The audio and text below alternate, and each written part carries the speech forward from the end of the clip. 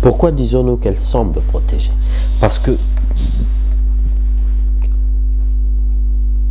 l'arrestation de M. Jean-Pierre Bemba, de M. Thomas Lubaga ou de M. Germain Katanga n'encourage pas des processus de paix et de stabilité dans notre pays.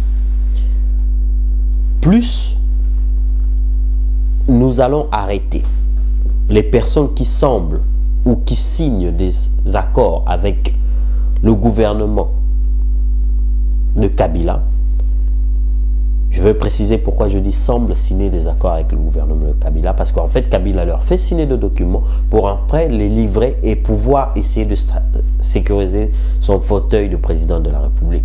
Erreur, parce que si ces personnes-là finissent à se retrouver devant la Cour pénale internationale, eh bien nous, défenseurs de droits de l'homme, nous, défenseurs des libertés des citoyens, travaillons aussi ardemment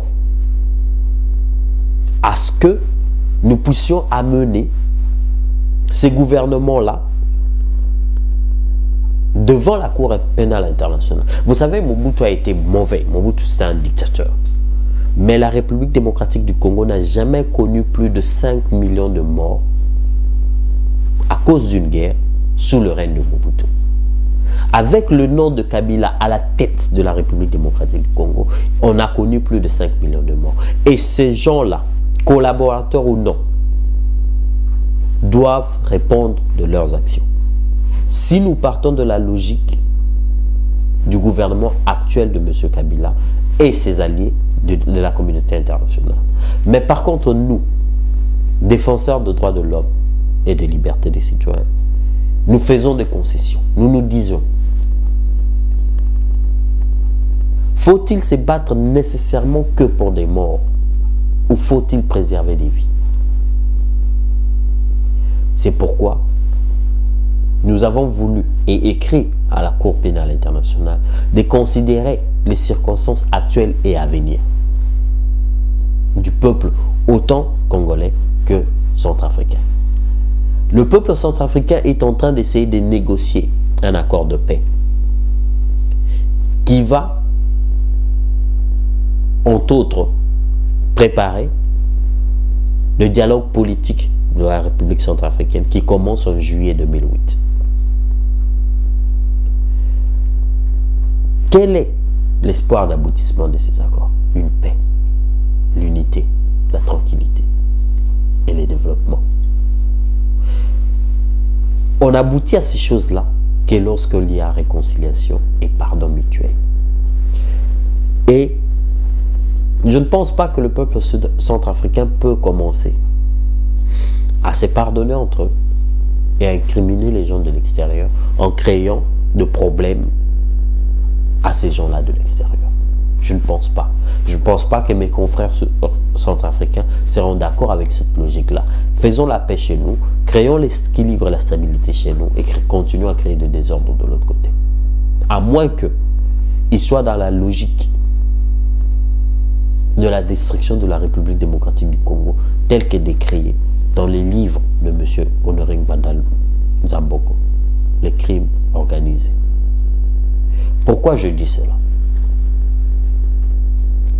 Monsieur Kunda, que j'aimerais tant voir devant les cours et tribunaux pour répondre de ces crimes, défend et élève la voix contre l'arrestation de M. Jean-Pierre Bemba. Je ne voudrais pas faire l'avocat du diable. Je ne voudrais vraiment pas défendre M. Kunda. Mais en fait, ma vision de choses me pousse à dire